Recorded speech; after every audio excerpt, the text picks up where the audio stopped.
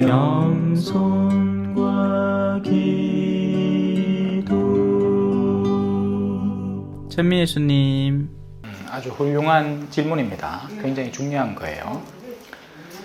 예수님께서 이제 어머니를 이제 자신의 사랑하는 제자에게 맡기는 장면에서 여인이시여 라고 부릅니다. 근데 거기서 전부가 아니에요. 십자가 밑에서도 불렀지만 또 그전에도 한번 부른 적이 있었어요. 언제냐면 가나의 혼인잔치에서, 가나의 혼인잔치에서도 이제 아들아, 포도주가 떨어졌구나. 그러니까 여인이시여 혹은 뭐 여인아. 근데 고상하게 표현해서 그렇지 따지고 보면 이 여자야 라는 이야기입니다. 근데 뭐 그런 모독이나 이런 뜻이 아니라 왜 그러느냐? 예수님께서 어머니를 그 순간 어머니라고 부르지 않고 여인이라고 표현한 데에는 예수님 안에는 인성과 신성이 같이 들어 있습니다. 그래서 30년 동안을 이제 어머니의 아들로서 숨어 지내면서 이제 사생활이라고 하죠, 그걸. 그리고 이어지는 생활을 공적인 생활이라고 해서 공생활이라고 합니다. 사생활 동안에는 어머니는 당연히 어머니였어요. 단지 12살 때 성전에 가서 제가 아버지 집에 있어야 되는 줄 모르셨습니까? 만약에 그때도 만약에 어머니를 불러야 했더라면 여인이시여 제가 아버지 집에 있어야 되는 줄 몰랐습니까? 라고 했을지도 몰라요. 왜? 당신의 신성이 가끔씩 드러났던 겁니다. 발견한 거죠. 그러면 예수님은 그 순간에 마리아의 아들이지만 하느님의 입장에서 선포를 하시는 거예요. 가나의 혼인잔치에서 여인이라고 부른 것은 바로 그 순간에 이제 예수님의 신성이 발현되면서 공적인 생활이, 성자로서의 생활이 본격적으로 시작되었기 때문입니다. 재밌는 건 아직 때가 이르지 않았다. 아직은 때가 아니다. 그런데 성모님이 그 때를 앞당겨 버리신 거죠. 그러니까 우리 어떤 것에는 준비되는데 이렇게, 자 예를 들어서 이 잔을 채우는데 어머야, 잔이 이렇게 채우면 아직 덜 찼잖아요. 여기 이제 주전자가 물을 채우고 있고, 그죠? 그러면 계산을 때려보면 차려면 아직 남았습니다 하는데 내가 가진 물을 여기다 덮어버리면 다 차버리는 거죠. 성모님은 예수님의 공생활의 때를 당신의 간청으로, 어머니의 간청으로 채워버린 겁니다. 그래서 그 순간에 예수님은 이제 본격적인 공생활의 시작을 하시면서 하느님의 아들로서 본격적으로 당신을 드러내는 것입니다. 십자가 위에서도 마찬가지죠. 인간이 아니었던 거예요. 하느님의 아들로서 주어진 사명을 완수하면서 이제 당신의 인성의 어머니 마리아를 교회의 어머니로 이제 격상시키는 거죠, 어떻게 보면. 그리고 그 순간에 제자의 이름은 나타나지 않습니다. 사랑하시던 제자라고 해요. 그러면 그 자리에 우리가 모두 설 수 있게 되죠. 왜냐하면 우리가 예수님의 사랑을 받고 있는 제자들이니까. 그렇게 해서 성모님을 교회의 어머니로 그 순간에 우리한테 선물해 주시면서 신성 안에서 명령을 하달하시는 겁니다. 이해가 되셨나요? 네. 그 예수님이 뭐 부도덕하거나 뭐 덕이 없거나 이래서가 아니라 그 순간에는 신으로서 인간에게 명령하는 순간이니까 여인아 라고 표현하신 거죠. 네. 여인아. 저거는 교마이고 내가 이 동네 사장인께 여인아. 자, 그래요. 원장님 뭐 한다 거예? 알죠. 진짜 교만한 사람은 저래 안 합니다. 진짜 교만한 사람 같으면 내가 여기 있지를 않는다 지금. 나를 왜 불러요? 아멘. 지가 다 해먹지. 그래. 노는 거죠. 압니다. 하 사장님을 물론 뭐 우리가 뭐 불알 친구도 아니고 하지만서도 딱 보면 왜 사람에게는 느낌이라는 게 있지 않습니까? 그죠? 만날 수 없잖아. 느낌이 중요해. 난 그렇게 생각해. 자, 그러면 아직 시간이 이제 다 됐다. 19부이다. 시작할게요. 성부와 성자와 성령의 이름으로 아멘. 하늘에 계신 우리 아버지, 아버지의 이름이 거룩히 빛나시며 아버지의 나라가 오시며 아버지의 뜻이 하늘에서와 같이 땅에서도 이루어지소서. 오늘 저희에게 일용할 양식을 주시고 저희에게 잘못한 일을 저희가 용서하오니 저희 죄를 용서하시고 저희를 유혹에 빠지지 않게 하시고 악에서 구하소서. 아멘. 성부와 성자와 성령의 이름으로 아멘. 찬미 예수님, 오늘은 이사야서 5장입니다. 5장. 네. 자, 우리 이사야 예언자의 뜨거움을 배워보고 있습니다. 지난 시간에 이제 쭉 해서 4장 마지막을 했고요. 4장은 굉장히 짧죠. 네. 근데 이제 5장 들어갑니다. 5장은 또 의외로 길어요. 30절까지 있습니다. 4장은 6절까지밖에 없었지만. 자. 근데 원래 성경이 장절이 있었던 게 아닙니다. 네, 성경에는 장절이 따로 없었어요. 나중에 이제 구텐베르그 뭐 이러면서 인쇄를 들어가면서 장절을 해서 이제 찾기 쉽도록 만들면서 생겨난 게 장절이에요. 그래서 이 구분점이 뭐 처음부터 성경이 탄생하면서 생긴 장절이 아니고 그냥 그때 당시에 사람들이 대충 보고 이래 하면 되겠다 저래 하면 되겠다 해서 그냥 나눠 본 거예요. 편의에 따라서. 그래서 우리 이제 5절로 한번 들어가 봅시다. 포도밭 노래라고 합니다. 뭐 우리 신약 성경에서 예수님이 비유로 쓰시는 포도밭이 굉장히 많이 나오죠. 포도밭은 그래서 교회 공동체를 흔히 상징적으로 드러냅니다. 내 친구를 위하여 나는 노래하리라. 내 애인이 자기 포도밭을 두고 부른 노래를. 자, 그 친구에게는 무슨 사건이 있었을까요? 내 친구는 기름진 산등성이에 포도밭이 하나 있었네. 포도밭을 어디다 꾸미는가는 중요하겠죠? 왜 씨 뿌리는 사람의 비유에도 나오듯이 돌밭에 포도밭을 만들 수도 없을 노릇이고 길바닥에 만들 수도 없을 노릇이고 포도밭이 형성되는 곳은 기본 기름진 산등성이입니다. 우리가 신앙생활을 하는 배경도 마찬가지예요. 여러분들이 어떤 환경에서 자라왔느냐 거기에 따라서 신앙의 가치의 척도가 달라집니다. 무슨 말이냐 하면 저처럼 눈 딱 뜨고 하고 태어나는데 가족 전부 다 막 기도 바치고 앉았어. 그러고는 막 내가 뭐 내 팔이 뭔지도 모르는 그런 얼라 때 성당 데리고 와서 물을 쫙쫙 부어 쏴. 그러면 기름진 신앙의 밭이 형성이 되고 있는 거죠. 하지만 모두가 이렇지 않습니다. 그죠? 예. 제 부모님 때만, 제 할머니 때만 하더라도 밀가루 신앙이었어요. 그러니까 뭐 신앙이 전부터 있었던 게 아니라 배고파 죽겠는데 막 전쟁통에 피난 댕기고 우리 할머니는 또 할아버지를 일찍이 여위셨거든요. 우리 아버지가 아직 얼라할 때, 갓 태어나서 얼마 안 지나갖고 할아버지가 35인가 돌아가셨대. 예. 고모 3명인가 뭐 그래가 그 통에 이제 피난통에 그래 이 6.25 때 내내 피난을 가면서 할아버지도 없었는 거예요. 그런 중에 이제 고모들 다 챙기갖고 막 수습해갖고 막 도망간다고 바빴지. 그래 배고파 죽겠는데 어디서 밥 준다 하는 기라 밥이 아니고 이제 그 분유가루, 밀가루 이런 거 구제품을 이제 준다 하니까 성당에 간 거죠.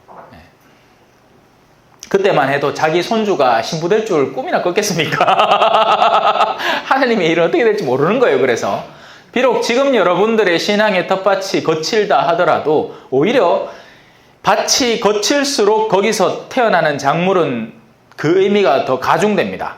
왜 우리가 그냥 길가에 풀꽃이 있어. 그러면 그냥 이쁘네 하고 지나가죠. 근데 암벽이 가득한 뭐 금오산 막 암벽 등반을 하는데 그 암벽 옆풀떼기에 그 틈에 혹은 아스팔트 그죠? 그 척박한 아스팔트 틈에 쌓인 작은 그 흙에 거기에서 풀꽃이 탁 홀로 자라나 있으면 의미가 달라지잖아요. 그죠? 그래서 지금 여러분들이 하는 신앙생활의 가치는 제가 하는 신앙생활의 가치보다 훨씬 더 깊고 뜨거울 것이 분명합니다. 그럴 수밖에 없어요. 왜냐하면 척박한 땅에서부터 시작된 신앙의 씨앗이기 때문이죠. 왜 과거의 랩톤 두 잎을 예수님이 더 소중하다 켰잖아요. 그죠? 그러니까 여러분은 주님의 기도 한 번만 바치도 제가 성경 완독하는 것보다 낫다 카이긴 해. 나는 그래 해도 뭐 생길까 말까고. 여러분은 이 성모울타리에서 일하는 중에 막 피곤한 중에 거기도 또 열과 성을 내서 그래도 이렇게 피정하고 미사 드리는 그 가치가 훨씬 더 큰 게 많이 하이소.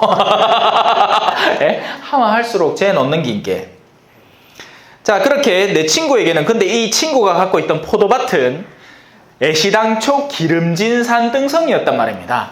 여러분, 사실 유다인들을 무시해서는 안 돼요. 능력이 대단한 민족입니다. 그리고 우리 민족도 예외는 아니에요. 우리 민족이 대단한 내공을 지니고 있어요. 머리가 비상해. 예. 그죠? 우리 한국 사람들은 금방 보면 금방 배 아프고, 그리고 그거보다 더 잘해요. 예를 들어 커피 만드는 거 있잖아요. 바리스타 들어봤죠? 바리스타.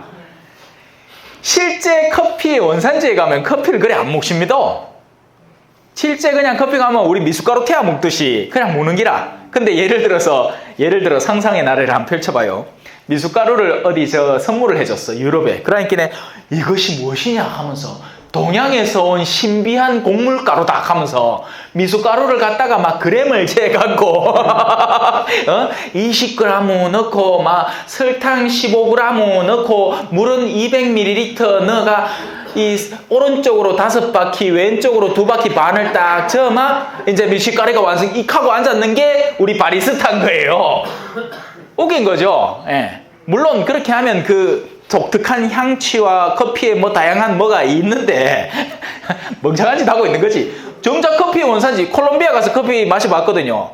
그냥 소젓 금방 짜낸 거 있잖아요. 그 끓이면 위에 기름 둥둥 뜨는 거 있거든요. 그게 원래 원유예요, 원유. 그거에다가 이제 커피 그냥 가로째로 턱 틀어여가 털털털털털털 해가 군대 커피 만들듯이 설탕 이빨 여가 덜큰하게 한 잔 먹는 그게 커피 원산지에서 커피 먹는 맛이었어요. 깜짝 놀랐다니까. 나는 콜롬비아는 더 고상할 줄 알았어. 우리 왜 고급 커피집 가면 그죠? 콜롬비아산, 케냐산, 에티오피아산 뭐 골고루 다 적어놨어요.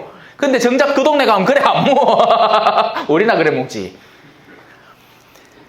우리는 비상해요. 뭔가를 받아들이면 거기서 훨씬 더 업그레이드를 시켜버리는 겁니다. 온갖 다양한 요소들을 더 첨가하고 근데 그래야 먹고 살아요. 인구가 많잖아요. 그죠? 제가 선교사로 가 있던 남미는요. 남한 땅의 10배예요. 남한 땅의 10배 크기예요. 근데 인구는 5분의 1이라. 그래 땅띠가 남아돌아. 예. 어디 우유니 소금 평원 들어보셨는지 모르겠는데 볼리비아에서 아주 유명한 바닥이 소금으로 하얗게 돼 있어가지고 신기한 곳이에요. 그 가다 보면 옆불대게 전신만신 노는 땅이라. 근데 보면서 캤다. 한국 사람 여 갖다 놓으면 전신만신 부동산업 한다고 바쁠 낀데 땅이 놀고 있다 하면서 막 바글바글 모여 사니까 뭐라도 살 길을 찾아내야 되니까 별 희한한 것들을 새로운 취향으로 만들어내는 겁니다. 근데 이제 우리가 너무 잘 살게 됐죠. 그래 어떻게 되느냐. 진짜 마약이 쑥쑥쑥쑥 들어오고 있어요. 지금 뉴스에 너무 흔하게 발견할 수 있어요.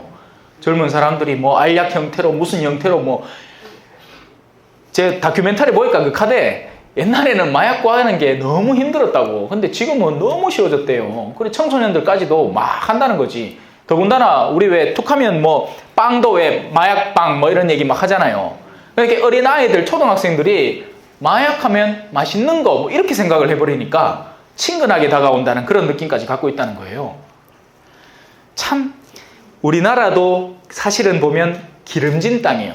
그러니까 땅 자체는 자원도 없고 아무것도 없지만 이 우리의 민족성, 영특함 자체가 남다르듯이 여기서 말하는 기름진 산등성이라는 것은 바로 유다인들에게 허락된 이 신앙의 밑바탕, 신앙의 씨앗을 말하는 겁니다. 그들은 이미 언어체계를 갖추고 있었고 히브리어, 그리고 그 언어체계 속에서 그래서 우리는 이 구약이라는 성경을 일찍부터 파피루스에 양피지에 적어서 남겨올 수 있었고 그것을 필사해 가면서 꾸준히 그 신앙적 유산을 남겨올 수 있었던 건 유다인들에게 신앙이 전해졌기 때문이에요. 다른 민족들에게 했으면 이게 뭐야 이거 책 먹는 기가 하면서 양피지 씌워 먹고 있었기라. 우리 왜 외국에서 밥 먹으면 레스토랑, 고급 레스토랑 가면 다다다다다다다 이래 묵죠. 이것이 고급진 건 줄 알죠? 아니라 옛날 사람들 창하고 칼 들고 막 싸우다가 이 급한데 전쟁통에 뭐 꼽아야 되는데 막 불피해 갖고 빨리빨리 꼽아 갖고 이 칼로 쑥쑥쑥쑥 쏘니까 창으로 꼭 찌갖고 뭔가 그게 쪼맨하게 된 게 다다다다다다 이럴 때 이렇게 있긴 해. 우리가 훨씬 고급이에요. 반찬 수 보이소, 발효 방법 보이소, 반찬 가지수 보이소, 한상 차려내고는 막 설거지거리 산더미 같아. 그러니까 또 설거지 기계도 만들어냈죠. 머리 좋아. 식기세척기 해가 아마 그죠? 와라락 쏟아붓고 다 씻어본다 아닙니까? 자, 기름진 산등성이 하다가 너무 옆길로 샜다 그러지요. 기름지다는 의미를 알겠죠? 영적인 풍요로움, 지적인 풍요로움, 민족성의 영특함 이런 것들입니다. 거기에다가 그냥 가만두지 않았습니다. 땅을 일궈야 하죠. 그냥 땅에다가 씨를 뿌린다고 될 일이 아니죠. 그래서 땅을 더 기름지고 풍요롭게 공기가 속속속속 들어가도록 하기 위해서 지금 땅을 고르는 겁니다. 참외밭에 곁에 살다 보니까 참외가 어떤 과정으로 이 준비가 되고 하는지 지켜볼 수 있거든요. 이제 1년 보고 나니까 지금은 뭐 하는 시기구나, 지금 한창 그거 하고 있어요. 땅 고르고 있어요. 기계 들고 들어가갖고 비닐하우스 안에 꽉꽉꽉꽉꽉꽉 해갖고 땅을 이제 또 부들부들하게 만들어놔. 그러다가 그냥 땅만 하면 되느냐? 예? 비료를 뿌려야 돼요. 그 냄새가 얼마나 독한지 똥꾸릉내가 그래 동네 한때는 똥꾸릉내가 막 피어오릅니다. 막 비료 냄새가 나 이게 우리 복돌이가 똥을 쌌나? 제가 키우는 개가 있거든요. 복돌이가 똥을 쌌나? 근데 이제 창문으로 설설 들어와 그 냄새가 초전 저녁에 참외밭이니까 예.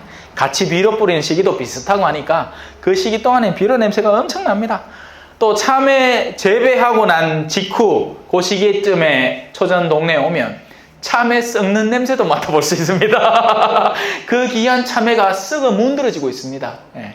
수확을 좋은 거 상품, 특상품으로 하잖아요. 나머지 것은 상품성이 없단 말이에요. 그러면 그걸 가지고 뭐 해야 되느냐? 원래는 이제 모아다가 퇴비를 만들고 뭐 이래갖고 어디 뭐 해야 되잖아. 근데 그것도 인건비 들지, 뭐 기름값 들지, 차로 운송하는 그 값 들지 하니까 내가에다가 다 갖다 버리. 그래, 막. 그 내가에 그 걸어보면 썩는 냄새, 참외 썩는 냄새도 만만찮아요. 예. 물론 동물 썩는 냄새에 비할 때는 못 되죠. 예. 동물 썩는 냄새 맡아보셨습니까? 저는 그 볼리비아에서 한번 말 썩는 냄새 맡아봤거든요. 와, 진짜 구역질이 그냥 저절로 납니다. 그러니까 지금 저런 우크라이나나 지금 러시아 전쟁판 저런 데는 우리는 그냥 화면으로만 보니까 그게 보는 게 안타깝고 다지. 근데 저 막상 가보면 시체 썩는 냄새, 온갖 잡다한 추악한 냄새들이 판을 치고 있을 거예요. 자, 쓸데없는 소리였고 이게 제 수업의 특징 아니겠습니까? 그죠? 쓸데없는 소리. 자, 이제 돌아옵시다. 땅을 일구고 돌을 골라내요. 그러니까 신경을 쓸 만큼 다 썼다는 겁니다. 그리고 포도나무도 왜 품종 중에 좋은 포도나무, 참외도 그냥 숨기면 안 돼요. 이게 사람들이 몰라. 참외는 호박줄기에다가 접을 붙여야지 그 땅의 기운들을 다 쪽쪽쪽쪽 빨아당겨갖고 참외에 쪽쪽쪽쪽 주면서 참외가 숭숭숭 열리는 거예요. 그러니까 참외도 품종 좋은 거, 호박줄기도 좋은 거, 그 두 개 또 접붙이는 기술도 최고의 기술. 뭐 겨울 되면요 이불까지 덮어줘요. 추울까봐, 얼어 죽을까봐. 참. 그래 정성으로 나와야 이제 참외가 되죠. 마찬가지로 여기 포도나무도 하느님께서 지극정성으로 좋은 포도나무를 심었다는 겁니다. 신앙의 텃밭에 훌륭한 씨앗이 자라도록. 이렇게 설명을 해서 얼마나 신경을 썼는지를 배워야 그 다음에 일어나는 일들 속에서 같이 공감할 수 있게 돼요. 그게 아니고 그냥 뭐 우리가 옆에 길 가다가 풀꽃 이래 본다고 그걸 막 내가 옆에서 관찰하고 그래요? 상관없잖아. 뭐 그거 있든 뭐 말라 죽든 아무 상관없잖아요. 근데 내가 금이야 옥이야 돌봐온 화분이 하나 있잖아. 근데 그게 말라 죽을 때 아이고 하는 그런 느낌 저는 겪어봤거든요. 왜냐하면 제가 휴양 동안에 난을 하나 선물을 받았어요. 처음에는 이제 꽃이 달린 난을 보통은 그 수목원에서 사가 선물해 주잖아요. 처음 받을 때는 꽃이 딱 달려 있었어. 이쁘장한 꽃이. 근데 이제 시간 지나니까 금방 떨어져 보더라고요. 근데 그 뒤로부터 제가 화초를 돌본 사람이 아니에요. 근데 휴양 동안 뭐 하겠습니까? 할 일이 없잖아요. 그래, 아침에 운동 갔다가 오마 이제 잘 자라나 하고 이제 물도 좀 해주고 햇빛 나면 해나는 데 갖다 놓고 또 너무 뜨거우면 뜨거울까 봐 갖다 놓고 막 이렇게 하면서 꽃이 피는 거예요. 이 꽃이 얼마나 소중하겠어요, 내한테, 그죠? 근데 발령을 뜻받았네. 어쩌겠어. 또 들어가야지, 성당에. 그래서 들어가갖고 내가 막 짐 정리한다고 바쁜 중에 야가 어딨나 나중에 또 보이길래 감실 옆에 자매님들이 또 갖다 놨더라고요. 근데 저 꽃이 아니잖아. 며칠 지나갖고 말라 죽기 시작하는데 내 가슴이 같이 말라가더라고요. 그러니까 우리가 어떤 대상이든 그 대상을 향해서 마음을 쏟는 만큼 그 대상이 무의미하던 것이 의미를 갖게 됩니다. 포도나무도 마찬가지고 여러분들이 지금 마음 쓰고 있는 세속적 가치들도 마찬가지란 말이에요. 내가 그만큼 거기에 마음을 쓰기 때문에 그게 소중해지는 거예요. 왜? 정치 이야기만 나오면 미친 듯이 막 성질 내고 막 내가 막 그 정치의 전문가라도 된다는 듯이 막 난리치는 사람들 있죠. 그만큼 거기에 나를 쏟았다는 얘기예요. 지금 이야기를 듣고 있다면 어느 정도 선에서 멈출 줄 아세요. 왜? 정치라는 건요, 끝이 없는 거예요. 언제 끝납니까? 조선시대부터 당파 싸움은 계속되어 왔습니다. 우리는 정치 안에서 일종의 어떤 스포츠를 하는 거죠. 내 편, 너그 편 해가지고 그 싸우는 재미를 느끼는 겁니다. 심심한게. 그러지 말고 하다못해 내 스스로의 삶에서 무엇을 더 낫게 할까? 어제보다 더 나은 나의 오늘은 무엇일까를 고민하고 거기에다가 집중을 한다면 나는 훌륭한 포도나무가 될 수 있습니다. 네. 아까 우리 학사님이 내한테 인사를 하던데 혹시 압니까? 저 학사님이 또 나중에 신부님이 됐을 때는 몇백 배나 훌륭한 신부님이 돼가 어디까지 갈지. 그때는 아마 화성에 식민지가 안 생기겠나. 화성에서 이런 거 둥그런 거 이런 거 헬멧 쓰고 이제 막 복음 전하고 있고. 압니까? 그죠? 예. 미리 잘 봐놓으시다. 학생 나중에 신부님 유명한 신부 되면 잘 봐줘요. 자,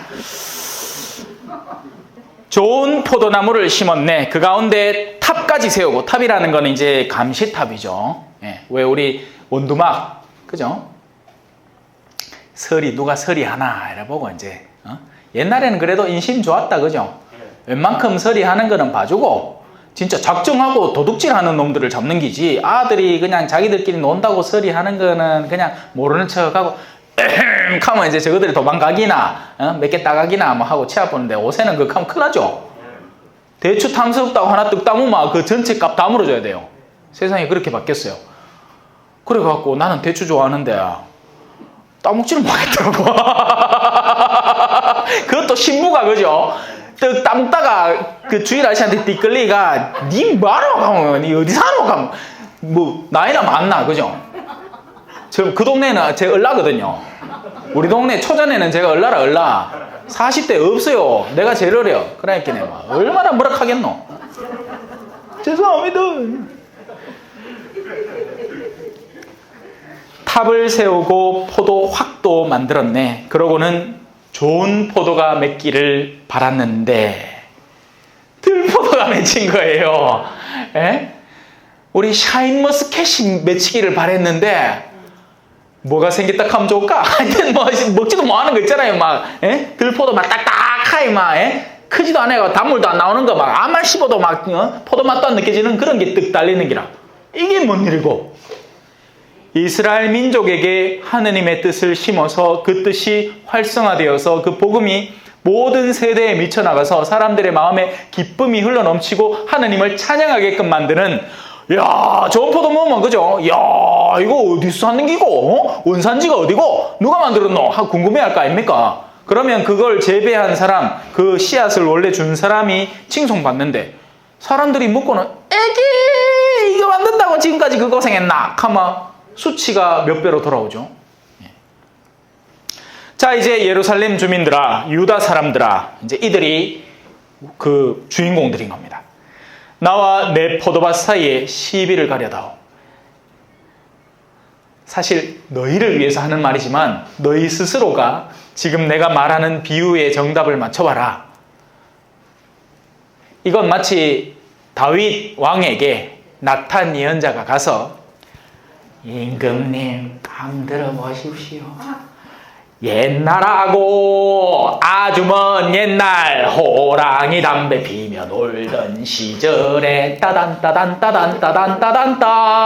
어떤 왕이 하나 있었는데 그 왕이 저가 갖고 있는 어떤 왕이 아니고 이제 이 부자가 하나 있었는데 지 양떼만 어마어마하게 많은 것들이 가득 있었는데 그 중에 가들은 안 건드리고 저 가난한 사람이 자기 새끼 마냥 자기 자식 마냥 돌보고 애지중지하고 하던 그 양이 욕심이 나가지고 그걸 빼들어왔다.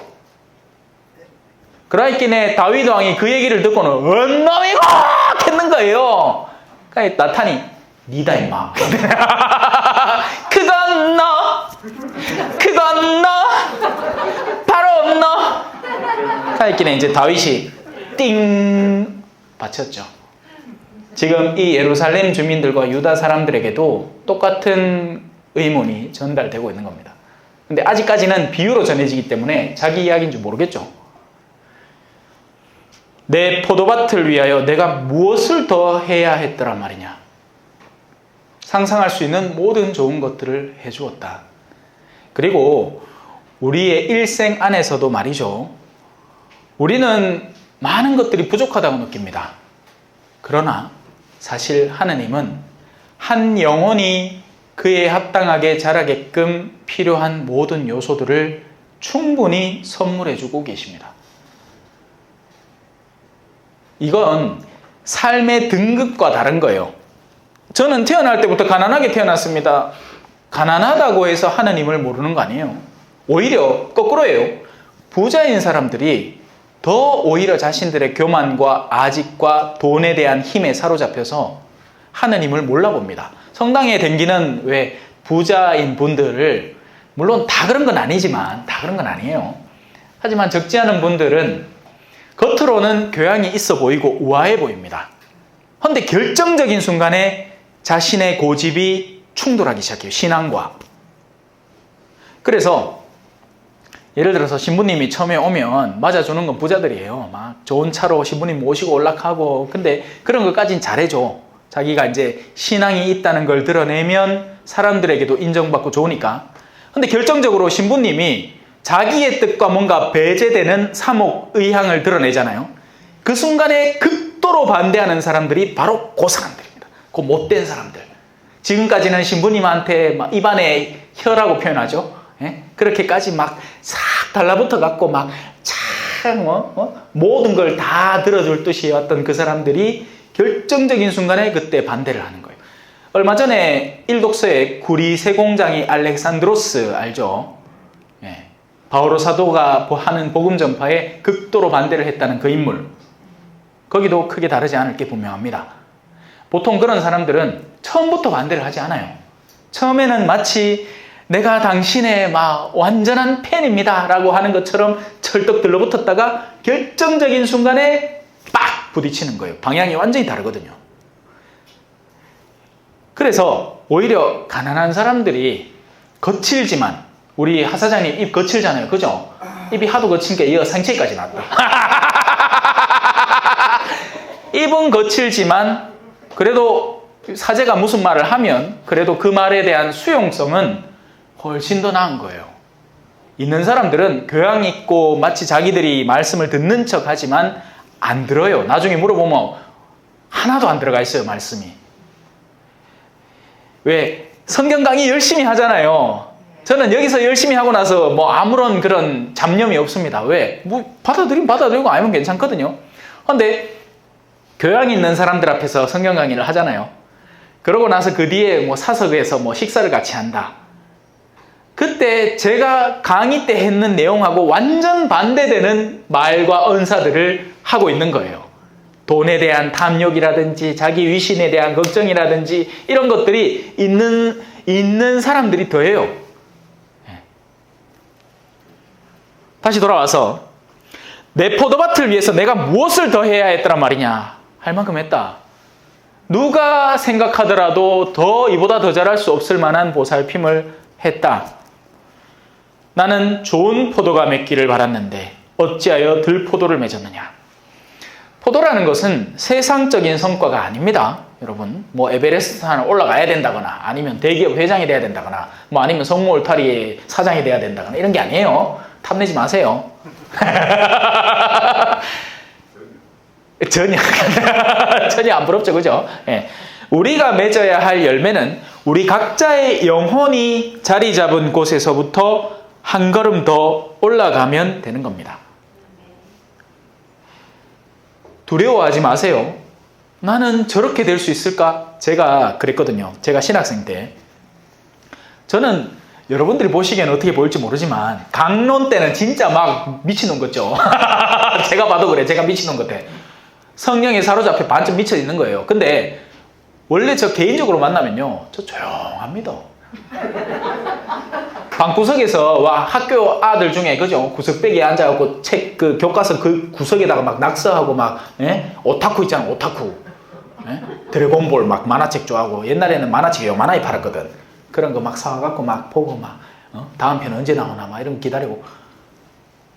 순진하나? 그러니까 순진한 게 아니고 뭐라 해노? 소심한 사람이라고요. 근데 하느님은 이런 저를 당신의 뜻대로 이렇게 가꾸는 거죠. 저는 신학생 때 정말 외향적인 친구가 하나 있었어요. 너무 부러웠던 거예요. 나는 저렇게 될 수 있을까? 고민을 많이 했죠. 근데 그게 정답이 절대 아니더라고요. 부러워할 이유조차 없더라고요. 왜냐하면 어떤 성격이든지 장단이 있는 겁니다. 소심함은 그대로 잘 쓰면요, 한 곳에 파고들 수 있습니다. 그리고 거기를 완전히 자신의 전문 분야로 만들 수 있죠. 외향적인 사람은요, 이제 그런 어떤 진득함이나 끈기, 성실 이런 것보다는 이제 사람들과의 관계를 정말 잘할 수 있어요. 그건 장점이에요. 근데 단점은 뭘까요? 자기 세계에 빠져보면 큰일 납니다. 그러면 이제 다른 사람과 교류가 전혀 없어지는 거죠. 그러면 안 돼요. 그래서 초대해주면 부르면 가야 되고, 내가 만나기 좀 껄끄러운 사람도 만나서 같이 이야기를 해야 되고, 대화를 나눠야 되고, 그러면 심도가 더욱더욱 깊어지고 넓어집니다. 그게 장점을 더 양성화시키는 거고, 이 외향적인 사람의 단점 뭐겠어요? 친구 만나는 걸 너무 좋아하니까 술자리도 좋아하고 자기 건강도 배리고 막 오만 다른 사람들의 악습을 쭉쭉 당겨와 버릴 수 있는 겁니다. 그러면 이건 도로 역효과인 거예요. 우리는 저마다 영혼의 이 품이 있고요, 영혼의 크기가 있으니까 그 영혼의 크기에 맞는 그 다음 단계를 찾아 나가면 되는 겁니다. 내가 현재 있는 자리에서, 내가 심겨진 자리에서. 그래서 복음 선포할 때도 이 집 저 집 돌아다니지 말라라고 하는 게, 너희가 하느님으로부터 사명을 받아서 어디에 심겨지면 이제 거기에서 성실하게 임해라라는 거죠. 예를 들면 이런 거 있잖아요. 결혼을 했는데 우리 골룸바 자매님이 결혼을 해보고 나있기네 우리 하사장님이 막 애가 달아 죽겠는기라 이놈은 남정네가 그라있기네 어느 날 내가 수녀가 됐더라면 이렇게 하면 안 되는 기라. 이게 바로 이제 내가 심겨진 자리에서 다른 것들을 욕심내는 거죠. 아니에요. 우리가 만약에 평신도의 자리에 혼인이라는 성소에 부름받았으면 그게 죽이 되든 밥이 되든 끝까지 성실하게 지켜내야 됩니다. 언젠가는 깨질 거잖아. 그죠? 죽으면 갈라놓거든. 죽고 나면 세상가 가도 돼. 누가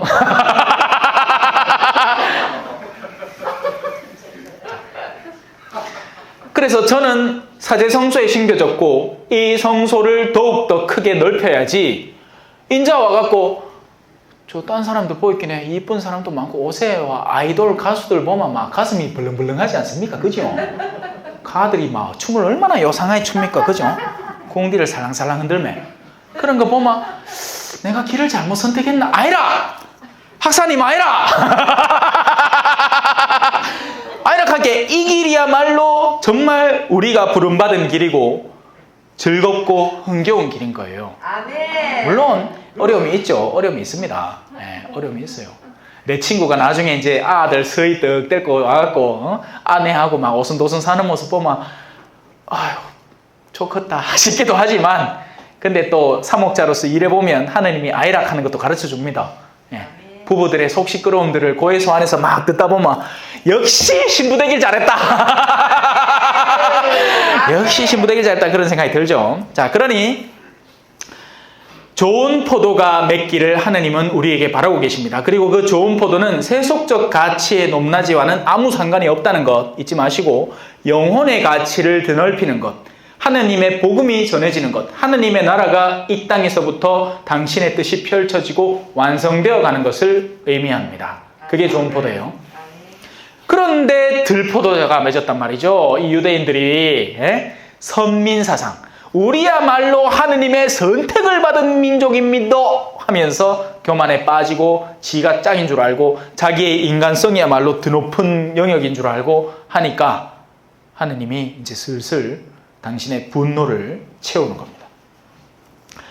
이제 내가 내 포도밭에 무슨 일을 하려는지 너희에게 알려주리라. 그동안 보호하던 울타리를 걷어치워 뜯어먹히게 하리라. 악을 저지르는 게 아닙니다. 보호를 거두시는 거예요. 이게 재밌는 부분인데요. 우리가 어둠의 행위를 할 때마다요, 사실상 그 어둠의 행위에 상하는 결과가 어딘가에 존재합니다. 그러니까 죄를 지으면 그 죄의 결과는 어디엔가 반드시 존재합니다. 예를 들어 드릴게요. 내가 기분이 나빠서 우리 쪼매난 기대기를 찰싹 때렸어. 그럼 잘못이죠. 이건 잘못이에요. 왜냐하면 걔가 잘못한 게 아니에요. 걔는 물론 실수를 했어. 오다가 뭐 아빠 주겠다고 물컵 들고 오다가 자기는 착한 마음으로 물컵 들고 오다가 손이 미끄러져가 컵이 깨졌어. 근데 그걸 그렇게 화낼 일은 아니지만 내가 직장에서 막 스트레스 이빠이 받아왔는데 가가 극하고 있는 꼴을 보니까 갑자기 화풀이를 하고 싶어서 기대를 쳐서 때린 거예요. 죄가 저질러졌죠. 죄만 있는 게 아닙니다. 죄의 결과가 그 아이에게 주입돼 버린 거예요. 하느님은 그 간극을 두십니다. 내가 그것을 수습할 수 있도록. 아이고 미안하다. 내가 지금 그럴 게 아닌데 내가 네한테 너무 좀 오버해서 행동을 했다. 자, 아이스크림 사먹으러 가자. 이래갖고 마음이 풀리면 다행이고. 근데 이 사람은 그걸 깨닫지를 못하는 겁니다. 내가 아빠인데 아무 때나 내 새끼한테 아무 때나 할 수 있지. 자, 이런 생각으로 삽니다. 그러고 또 때려요. 또 때립니다. 아만 때리는 게 아니에요. 마누라로 때립니다. 뭐 지하고 싶은 대로 막 해요. 막 술 먹고 막 홍도호야 오지마 아가씨 오빠가 이거 하면서 막 새벽 1시에 문 꽝 차고 들어와갖고 막 친구들 데리고 와갖고 술상 봐라 하고 막 생난리를 쳐요. 다 누적됩니다. 나중에 눈 감았다 떠고 있긴 해. 여기 칼 하나 또 꽂히 있어. 뜨끈한 이 멋이로? 누적된 게 폭발해버리는 거죠. 하느님은 당신의 진노를 우리 위에 쌓아둡니다. 우리가 저지른 잘못에서 일어난 것들. 이건 당신의 보호막이에요. 이 일이 상시적으로 일어나고 있다고요. 우리는 그걸 깨닫지 못하는 겁니다. 당신이 어느 날인가 이걸 치워버릴 때 그 위에 쌓여있던 뜨거운 숯검댕이가 숯불이 와르르르륵 쏟아지게 되는 날이 옵니다. 바람 피우잖아요. 그럼 그 결과가 오겠어요, 안 오겠어요? 옵니다. 언젠가는. 수치란 수치는 다 당하고 아내와 자식들의 마음은 사정없이 멀어지고 그 결과를 어떻게 감당할 거예요? 감당 못합니다, 우리는. 그래서 그 전에 우리에게 보호막이 쳐져 있는 동안 회개를 해야 되는 거예요. 마음을 돌리고 내가 그동안에 올려놓은 이 숯들을 조금씩 빨리 빼내야지. 지금 그 작업을 해도 지금 시간이 모자란 판에 아직도 정신 못 차리고 다른 죄들을 더 쌓아 올리는 겁니다. 하느님은 언젠가 울타리를 걷어치워 뜯어먹히게 할 거예요. 지금까지 우리가 받아오던 것들이 그냥 해받았던 것이 아니라는 것을 증명하시는 거죠. 느낌 파고죠? 네, 그럼 되십니다. 담을 허물어 짓밟히게 하리라. 그것을 황폐하게 내버려 두어 가지치기도 못하고, 가지를 안 치면 어떻게 됩니까? 열매는 원래 가지를 쳐야, 그죠? 가지를 치면 가지가 아플까요? 안 아플까요? 아프죠? 가지를 치면 가지가 아픕니다. 그래서 우리 삶에도 그만한 시련들이 존재하는 겁니다. 고3들은 공부를 해야 되고요. 직장에 들어가려면 수험 공부를 해야 되고요. 예? 결혼을 하기 위해서도 사랑하는 연인의 마음을 얻어내기 위해서 내가 성실하게 그 사람에게 사랑을 고백하고 그 사랑이 완성되도록 나를 갖고 나가야 하고요. 혼인 생활을 아름답게 유지하기 위해서도 수많은 가지들을 쳐나가야 됩니다. 내 하고 싶은 것 다 하고 세상 좋은 것도 다 누리는 방법 따위는 존재하지 않아요. 세상 안에서 살아가는 데만도 그렇단 말이에요. 신앙도 마찬가지란 말입니다.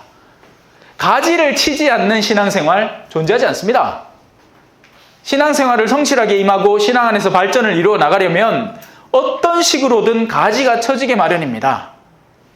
그게 뭔지는 각 사람에게 다르겠죠.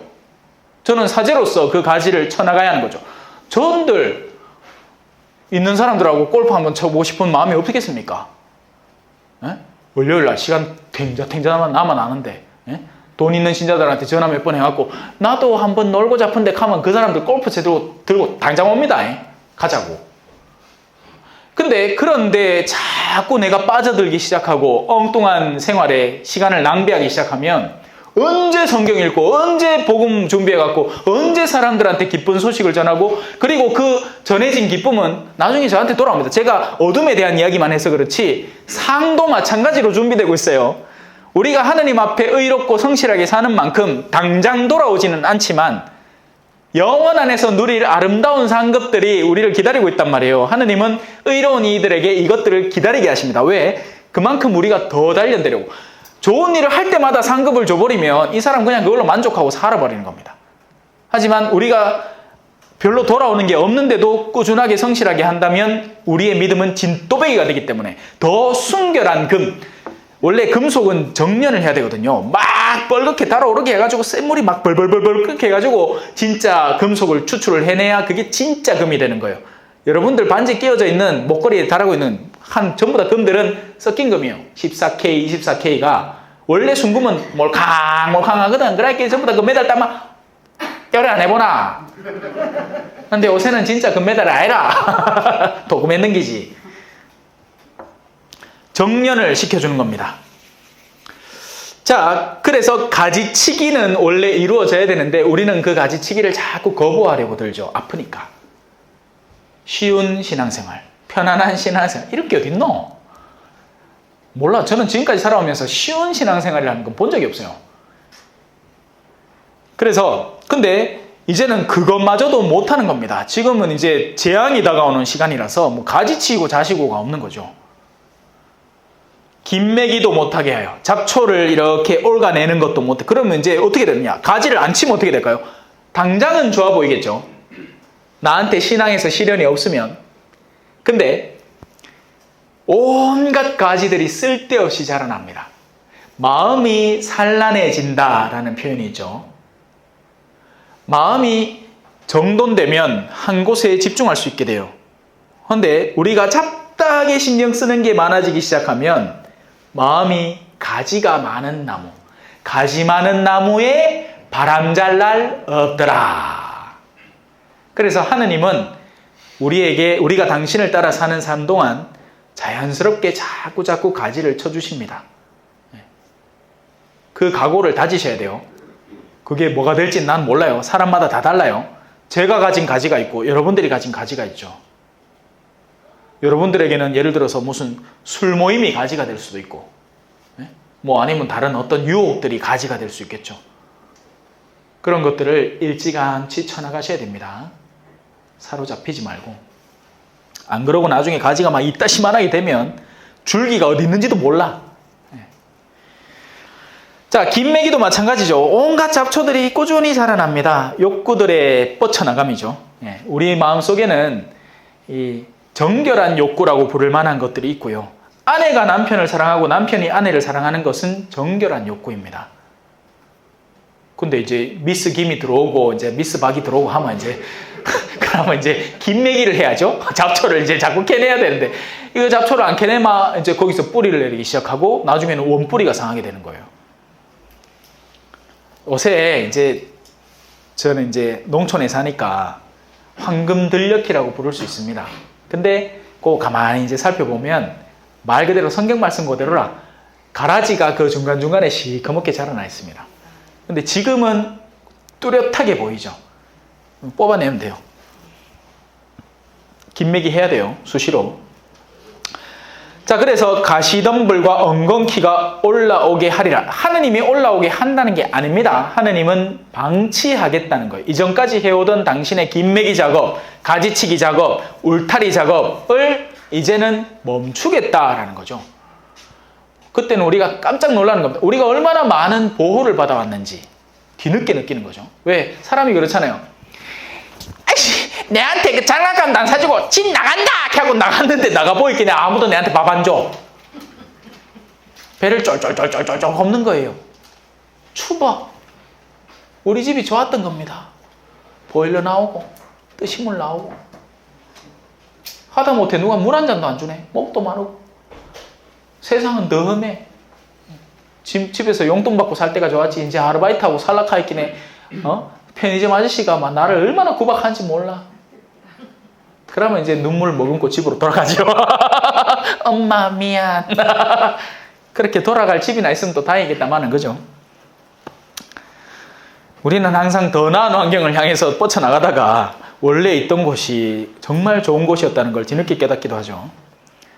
자, 또 구름에게 명령하여 그 위에 비를 내리지 못하게 하리라. 원래 우리가 보편적으로 마시게 될 물들, 그것마저도 이제 누리지 못하는 세상을 겪게 되는 겁니다. 만군의 주님의 포도밭은 이스라엘 집안이요. 이제 밝히죠. 자, 처음에는 예루살렘 주민들아, 이스라엘 사람들아, 그 말 똑같은 말이에요. 유다 사람들아, 너희가 시비를 가려봐라 해놓고는 그 포도밭은 사실 이스라엘 집안이고 유다 사람들은 그분께서 좋아하시는 나무라네. 그래서 그분께서 맺기를 바랬던 것은 공정이었던 겁니다. 바람직함, 올바름. 우리 삶에서. 근데 무엇이 바람직한 일인가? 정치권에서 떠드는 게 바람직함에 대한 이야기입니다. 왼쪽은 왼쪽대로, 오른쪽은 오른쪽대로, 이게 바람직함, 저게 바람직함입니다. 진짜 유일한 바람직함은 하느님 안에서만 찾을 수 있습니다.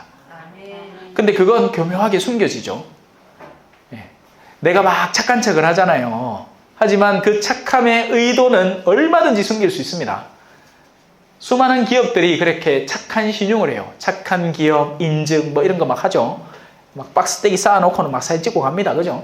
하지만 착하지 않아요.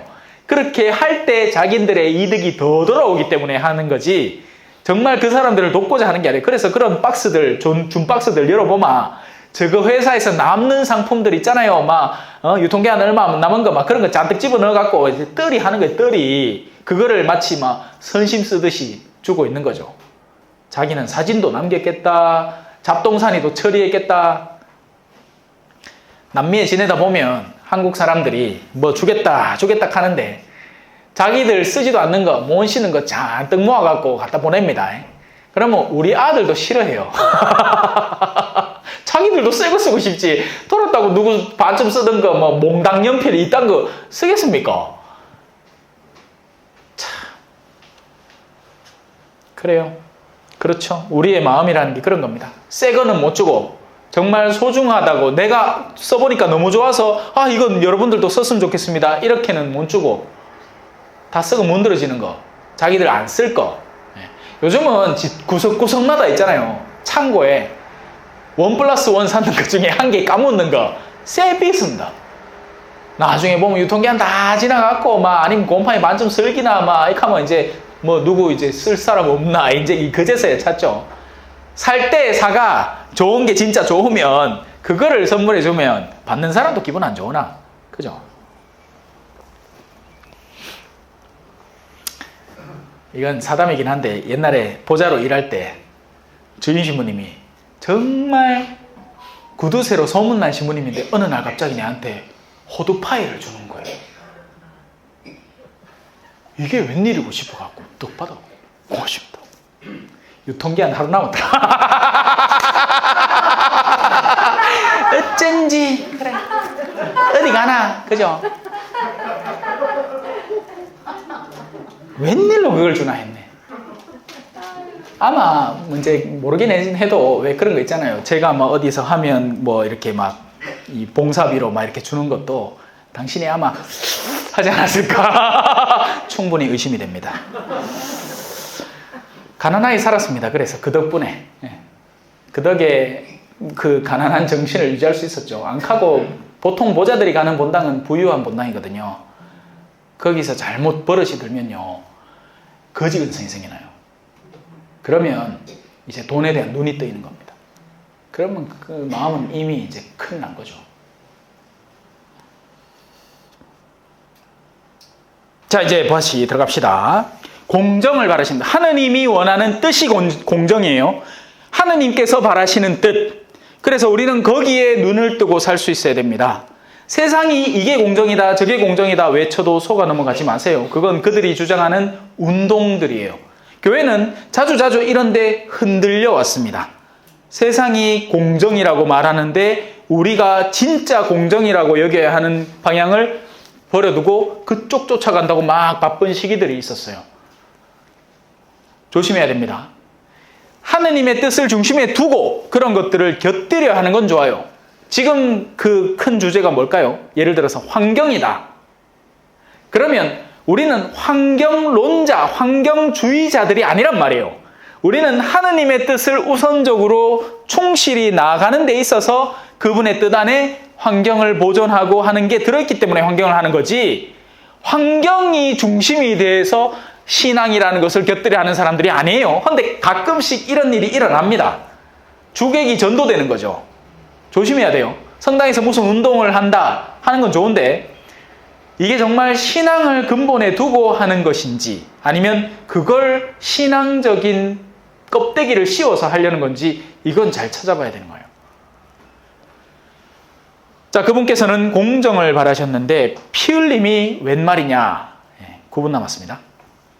정의를 바라셨는데 울부짖음이 웬 말이냐?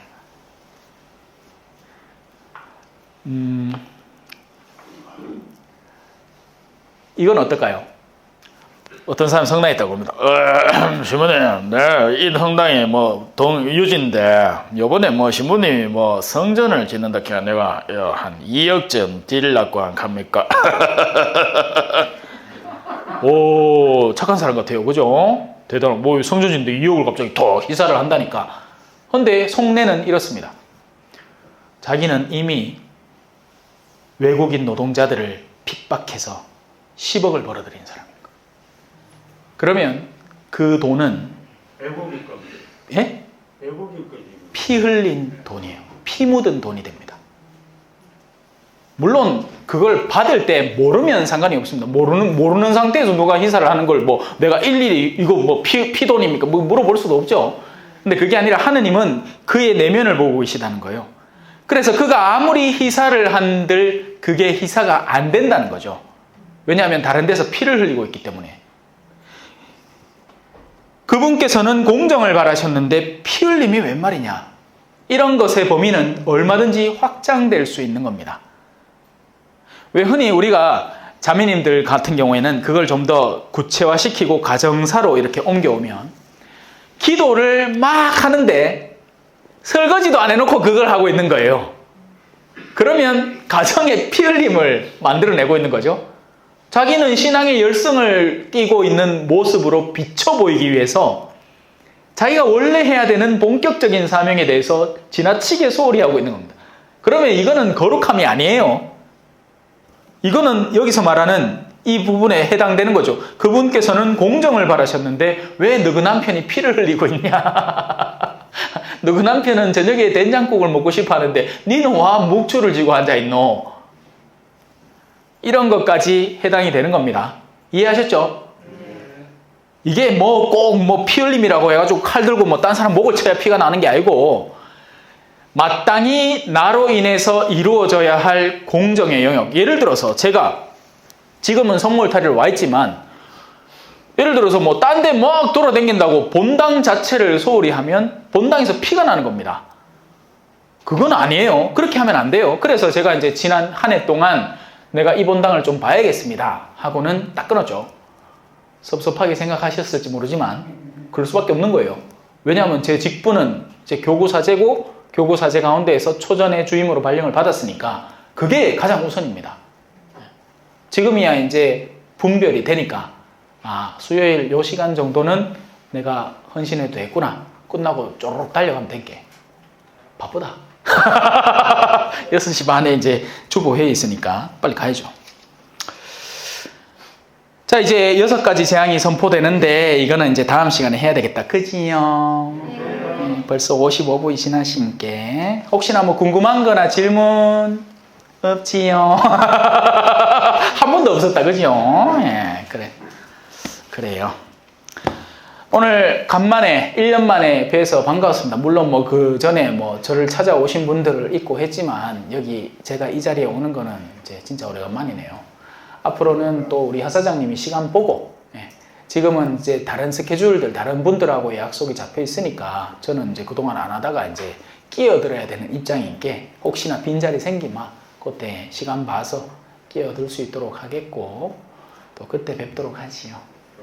마친 기도 마치겠습니다. 성부와 성자와 성령의 이름으로 아멘. 영광이 성부와 성자와 성령께 처음과 같이 이제와 항상 영원히 아멘. 성부와 성자와 성령의 이름으로 아멘. 감사합니다.